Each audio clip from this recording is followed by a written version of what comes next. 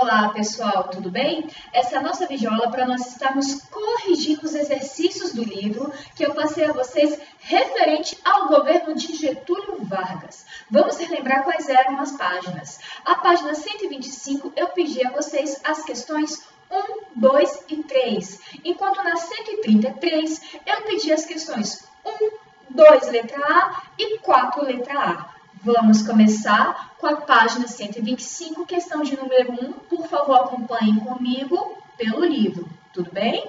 Vamos dar uma lida no enunciado primeiro. Página 125, questão número 1. Copie e complete o quadro sobre a Revolução de 1930, os estados envolvidos, os motivos e o desfecho. Vamos de uma forma fácil? Inicialmente, quais são os estados brasileiros que fizeram parte dessa contenda, dessa revolta, da Revolução em si de 1930?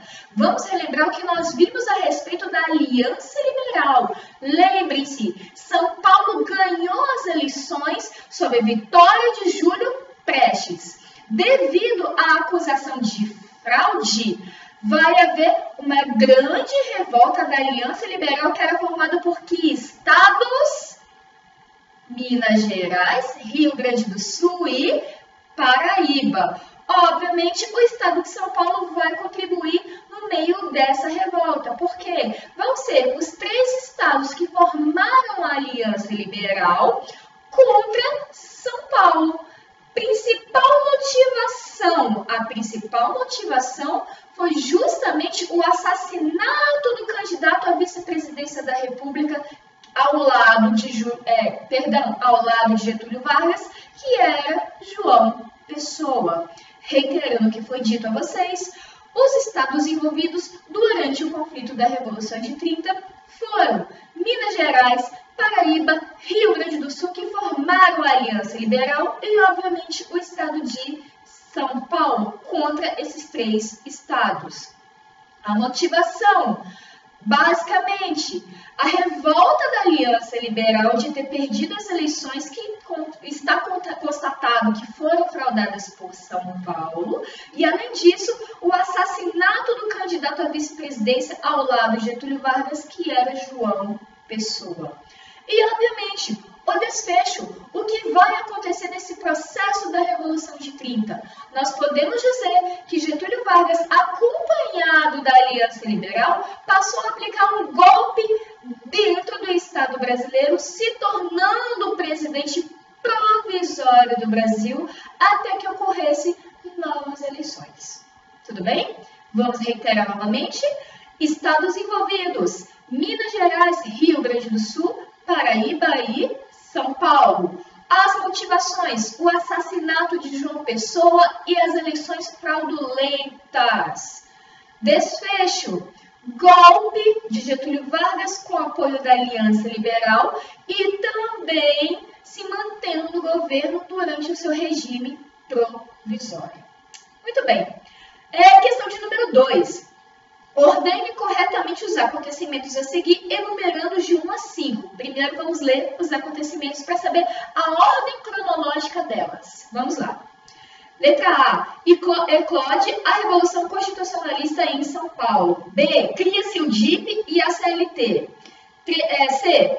As mulheres exercem função pública remunerada, conquistam direito ao voto. D. Vargas institui o Estado Novo. E é apoiado por setores populares e pelos tenentes, Vargas assume o poder. Amores, vamos direto para a letra E. Não acabei de dizer que o contexto da Revolução de 30, apoiado pela Aliança Liberal e também pelo lado de uma pequena patente do Exército, ele aplica um golpe e se torna presidente provisório da República. Logo, o número 1, pela escala cronológica, está apoiado por setores populares e pelos tenentes, Vargas assume o poder. Após isso, com a instituição de Getúlio Vargas como presidente da República, vai se eclodir a Revolução Constitucionalista de São Paulo.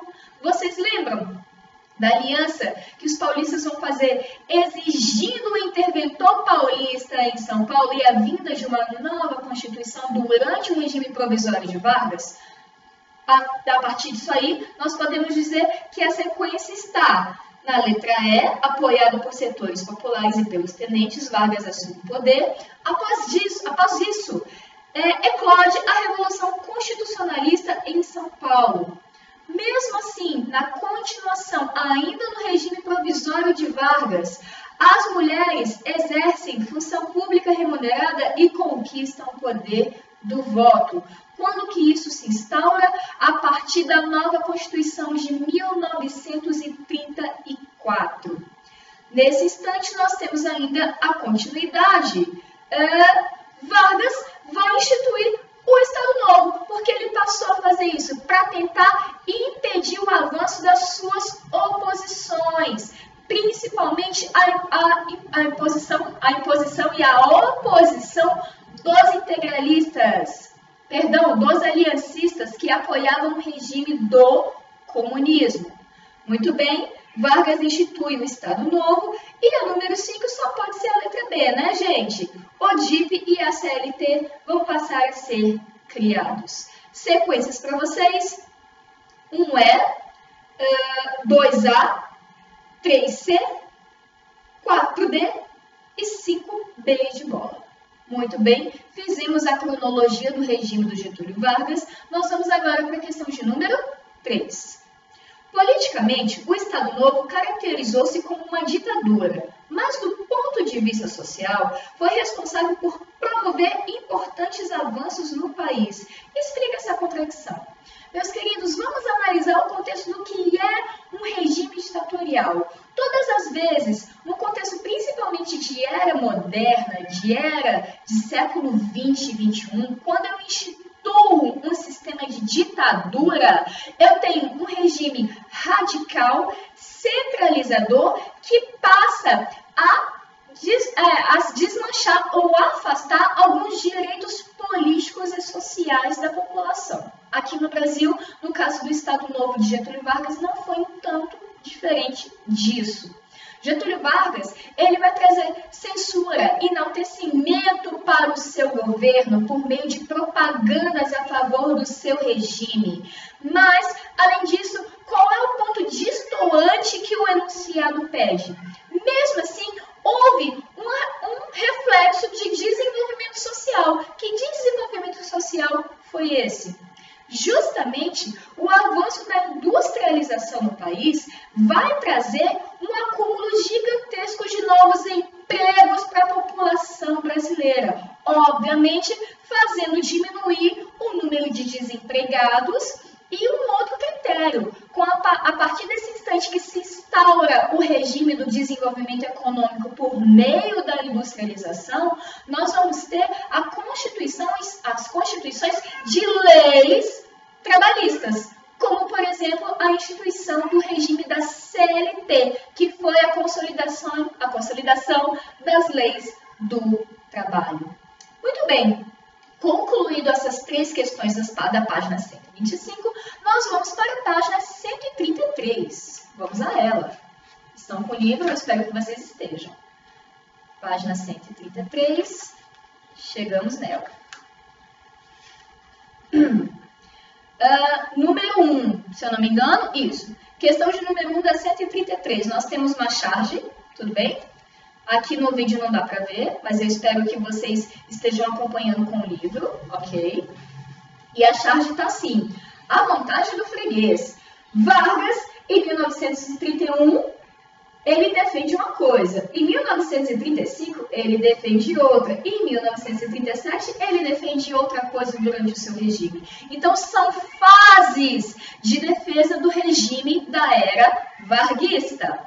Vamos para a letra A. Belo Monte representa Getúlio Vargas em 3 períodos distintos de sua carreira política. Identifique-os. Na primeira, de 1931, a legenda está um pouquinho pequena, mas eu vou tentar ler a vocês.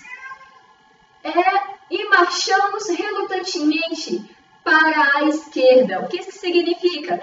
1931 na década da Revolução de 1930? Então foi a revolta que Getúlio Vargas fez, aplicando um golpe e, consequentemente, se tornando presidente provisório. Por que que a legenda no diálogo, quando ele fala, ele diz marchamos para a esquerda?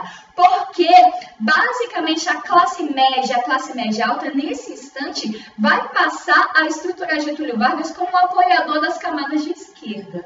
Tudo bem? Mas isso não quer dizer que ele fosse. Muito bem. A segunda, ele diz assim, lutaremos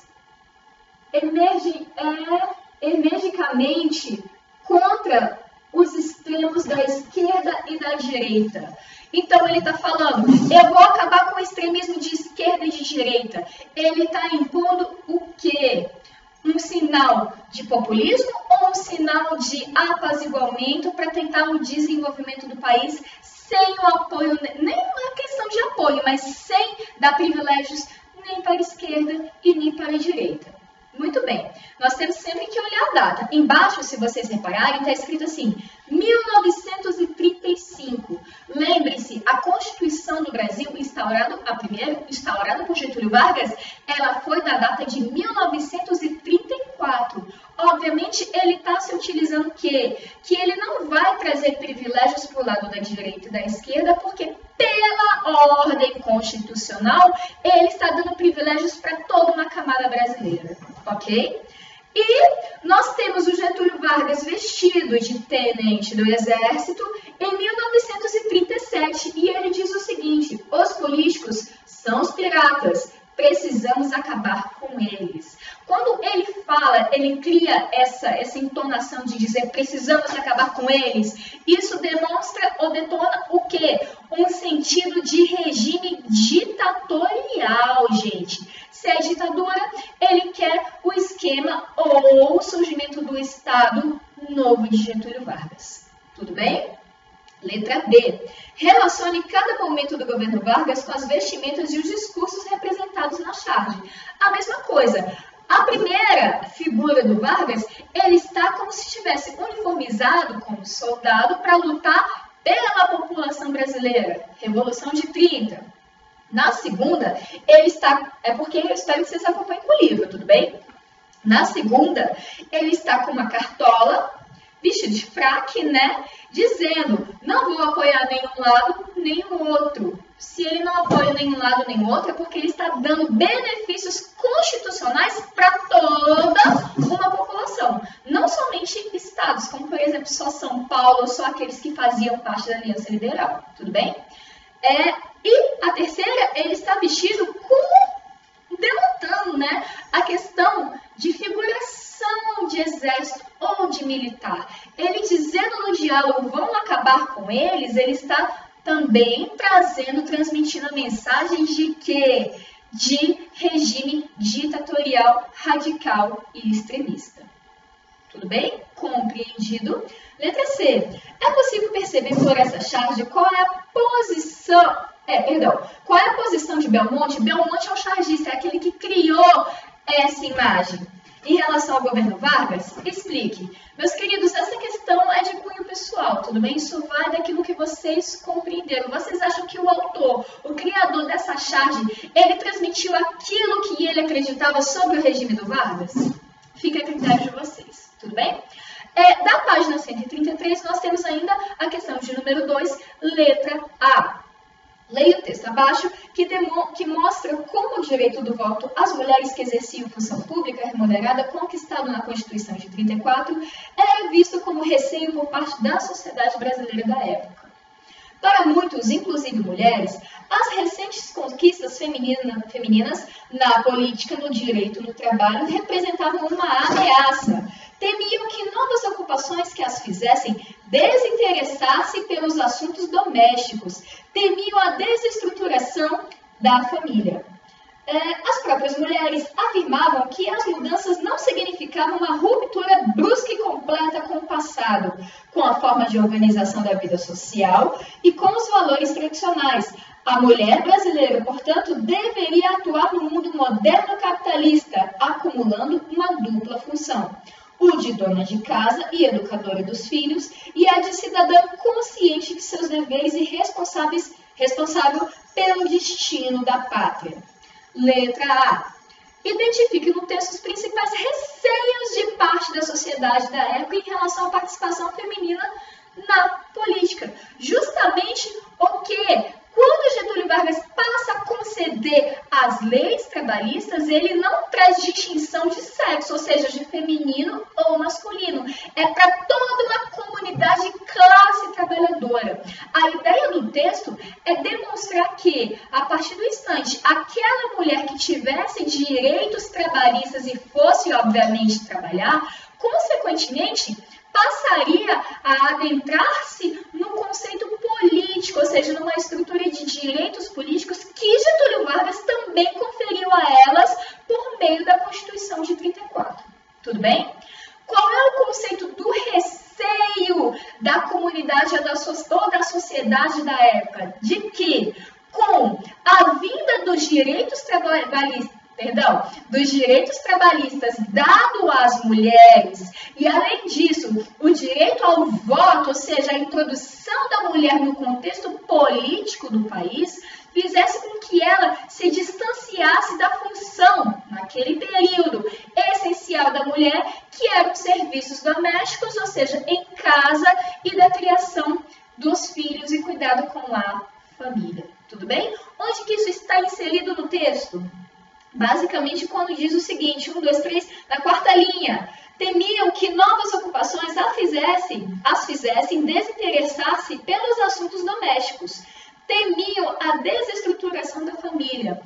Em geral, o receio da comunidade ou da sociedade da época em acreditar que a mulher se afastaria do seu princípio de cuidado com a família, ou seja, da criação, da estruturação familiar, por estar se preocupando com os conceitos políticos do país ou mesmo com a ida para a labuta, ou seja, no dia a dia laboral, trabalhista. Ok? A última questão, se eu não me engano, é a questão de número 4, letra A. Retomar, tá aqui no final da página, tá bom, gente? Responda as questões chaves da abertura dos temas 1 e 2. Letra A. Como Getúlio Vargas subiu ao poder do Brasil e conquistou uma grande popularidade? Meus amores, nós temos que basear isso em vários fatos, mas os principais são a partir do reflexo da Constituição, do golpe da Revolução de 1930, onde Getúlio Vargas se torna presidente provisório, tirando o poder político das mãos do Estado de São Paulo. E, além disso, a outra parte, como é que ele conquistou uma grande popularidade? Nada mais, nada menos, gente, do que criando diretrizes de direito a partir das leis trabalhistas. Reflexo disso está na imposição da Constituição de 1934 e, além disso, na criação da consolidação das leis do trabalho, também conhecida como CLT.